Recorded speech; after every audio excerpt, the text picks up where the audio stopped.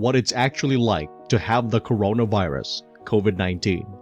Disclaimer, trigger warning. The following video deals more on the emotional aspect of contracting the COVID-19 virus. Individuals who are seeking actual medical instructions are advised to see a doctor as soon as possible. Baka narinig nyo na ito sa mga kakilala nyo. Mild lang naman yung COVID. It's not a deadly disease. O kaya ang famous line na, taasan lang natin ang ating immune system.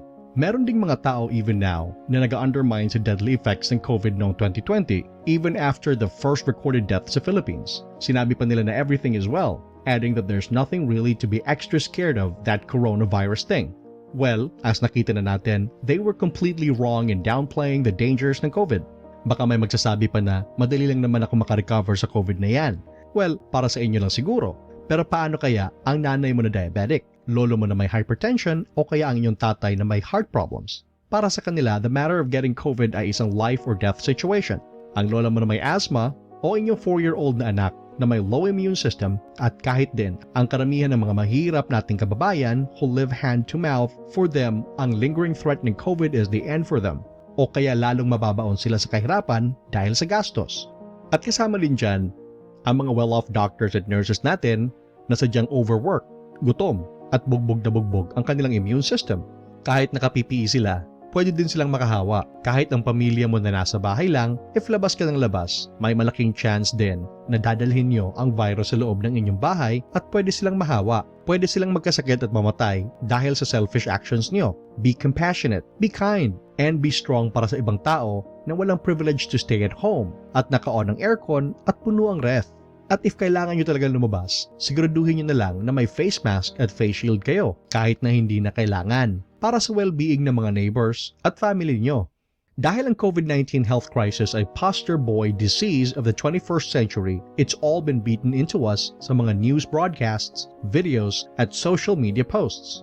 Lahat tayo ay natatakot. Lahat na tayo ay puyat dahil sa stress at anxiety. Kahit na may medical clinic list of COVID-19 symptoms that includes dry cough, fever, o kaya even shortness of breath, wala masyadong nag-open up or nagdi-discuss on how it actually feels. Siguro para lang itong lengthy hangover pagkatapos ng New Year celebration. Para naman sa iba, it's like a 100-kilogram anvil on your chest, like being in a fight with Mike Tyson. O kaya, para naman sa less fortunate nating kaibigan, it feels like the end of the world. Welcome viewers! Ang video natin today ay about what it's really like to have COVID-19. Aside from the symptoms, how do those afflicted individuals feel about contracting this life-threatening disease? Stay tuned until the end of our video to find out some common ways kung paano kayo makaka-cope with this illness at kung pwede ninyong sabihin sa mga friends and family nyo who are afflicted.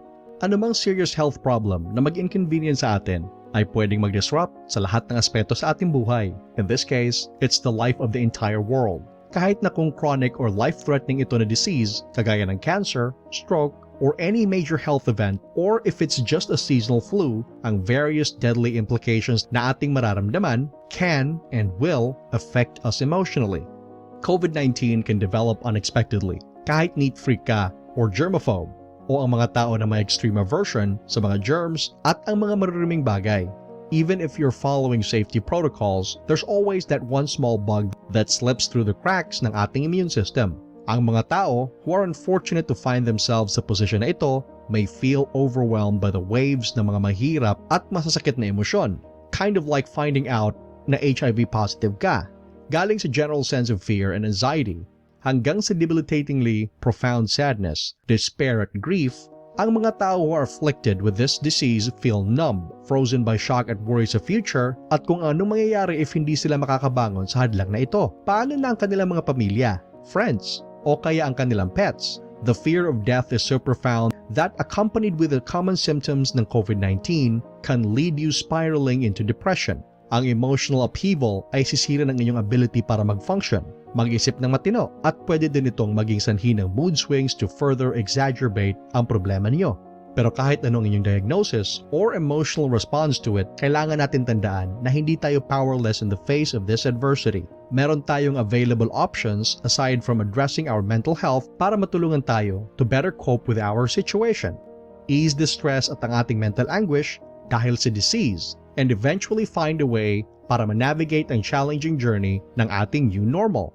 How we react emotionally at ang degree ng psychological stress na may experience natin ay nagdedepend sa mga iba't ibang factors kagaya ng ating edad, personality, at ang type of prognosis of the medical problem we are facing. Additionally, ang emotional support system natin ay isa din sa mental boons na pwede nating i-avail. Kahit ano ang inyong current medical situation, dapat alam natin that experiencing COVID-19 o kaya kahit anong serious disease ay nagdadala ng wide range of difficult emotions, which is a normal response in regards sa potentially life-changing situation nyo. Hindi ito ibig sabihin na mahina ang inyong kalooban. Ang lahat ng emosyon na ito ay essential para makamit at masurpass natin ang mga emotional challenges that lie ahead. Before we continue, huwag niyo kalimutan mag-like sa ating video at mag-subscribe sa aming channel for more quality content. Reach out for support. Of course, pagkatapos niyong dumaan sa normal COVID infection protocols, feel free to look for support galing sa inyong friends and family. Facing a life-threatening illness can leave you feeling alone at cut off sa mga tao who are closest to you. Baka mararamdaman niyo na ang ibang tao can't understand what you're going through. O kaya, naiinis ka dahil ang mga tao around you are trying so hard to be positive na hindi mo kayang mag-rein sa kanilang parade with your pain and negativity. Or perhaps, you're worried na magiging burden kayo para sa kanila kung mag-request kayo sa kanilang support. Kahit ano ang iyong nararamdaman or whatever your current situation may be, now is not the time para mag-retreat kayo sa loob ng inyong shell. Ang tamang social support outlet ay pwede magkaroon ng napakalaking positive impact sa inyong mental health. Just because nagduruso kayo physically doesn't mean you should suffer mentally as well. Kailangan nyo ng literal positive vibes kapag umaharap ka sa stress dulot ng isang serious medical condition. Ang social support ay pwede din sa form ng practical assistance kagaya ng paggawa ng inyong duties kapag may sakit ka, doing household chores, o kaya having people donate money para sa inyong needs if kapos talaga kayo. Staying connected with other at ang pag-continue sa pag-enjoy ng mga maliliit na social activities, online of course, ay essential sa inyong emotional well-being and can make a world of difference sa inyong daily mood at outlook as you undergo treatment. Explore your emotions. Sadyang tayo ay mabilis matakot dulot sa ating negative emotions kapag tayo ay humaharap sa mga life-threatening diseases. Kagaya ng mga majority sa COVID-19 patients, ang tendency ay baka ibabattle up nyo na lang ang inyong emotions. Put on a brave face at piliin ang inyong sarili para manatiling cheerful at positive para sa inyong loved ones. However, being honest tungkol sa mga negative emotions na na-experience natin won't delay your recovery in any way. In fact, being honest to yourself can only increase your recovery rate. Ayon sa 2002 review ng mga studies that delved into the coping methods ng mga tao who were afflicted with serious illness, nag-conclude sila na pretending to be cheerful and positive can actually have a negative effect sa ating recovery. In fact, ang pag-bottle up sa ating mga emotions will only increase our levels of stress, elevate ang amount ng pain na mararamdaman natin, and make us more susceptible sa anxiety at depression. Madalas, ang mere act of refusing to face your fears ay ang sanhi ng hopelessness, sadness, at pain that can come with battling a serious illness.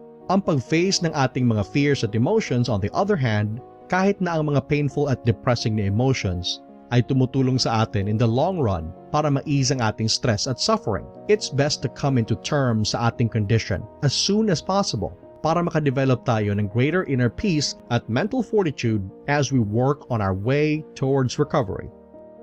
Learning to face your emotions. Noon pa lang, ang karamihan sa atin ay natuto na mas mabuti pa i-bottle up ang ating emotions. Ini-internalize natin ang mga negative feelings kagaya ng fear, grief at anger until we explode inappropriately, which only serves to fuel the fire sa likod ng mga unpleasant feeling na ito. By the time na umabot tayo sa struggles ng adulthood, we often find it difficult para i-recognize kung ano talaga ang nararamdaman natin, especially kung na-confront tayo ng ating mortality when we get sick. Pero huwag kayong mag-alala, it's never too late to learn kung paano mag-connect sa inyong mga emotions. For starters, you can start listening to your body.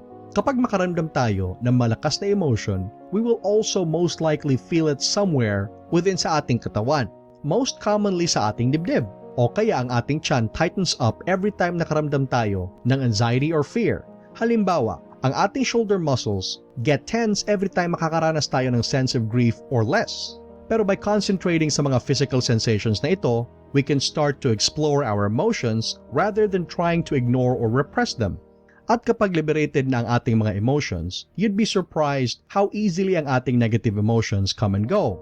Kahit na ang mga pinakamasakit at mahirap na emotions will rapidly subside kapag maganda ang inyong mentality. As you undergo treatment para sa COVID, normal lang makakita kayo ng news or may mabasa kayo sa social media ng mga bagay that can trigger a strong, unpleasant feeling. But if papayagan nyo ang inyong sarili para maka-feel what you're supposed to feel, it won't last, and a different, usually more positive emotion will soon take its place. Manage your stress. Ang inyong stress ay makaka-contribute to o makaka-exacerbate sa karamihan ng mga iba't ibang health problems. COVID is no exception. Ang pag-practice ng tamang stress management techniques ay makakatulong sa inyong recovery from most physical at mental health issues. Kahit nagaling kayo sa heart surgery or other traumatizing illnesses, ang tamang pag-manage sa iyong stress can bolster your body's auto-recovery systems at makaka-reduce sa dosage ng inyong prescriptions, while increasing the effectivity ng mga applicable medications niyo. If you're dealing with problems sa inyong mental health kapag may COVID kayo, managing stress can help you relieve anxiety, alleviate mental fatigue, at sleep disturbances, and even boost your mood and keep your spirits up that you can still see another day. Learn to deal with anxiety and depression. Ang mga mood disorders kagaya ng anxiety at depression ay common lamang sa mga patients who are dealing with serious illnesses. Makaka-create ito ng vicious cycle of negativity. Ang inyong illness triggers anxiety or depression, which then erodes inyong overall physical and mental health, which in turn negatively impacts the treatment of your illness. Ang cycle of negativity na ito repeats until you become mired in the probability ng complications instead of your own recovery. Kailangan kayong maging malakas at steadfast sa iyong recovery. Kahit na isang prevalent na condition ngayon ang COVID-19, it doesn't mean we need to feel hopeless kapag ma-experience natin ito. And if you want to learn more about any tips and tricks kung paano kayo makakope up with depression and anxiety while going through a rough patch in your life, go ahead and click our next video for our comprehensive advice kung paano kayo makakope with the troubles ng inyong inexperience ngayon. And that's it para sa ating video ngayon. Hopefully, ang advice na binigay namin ngayon will give you more insight into the mental workings ng mga COVID-19 patients. Thanks for watching and God bless.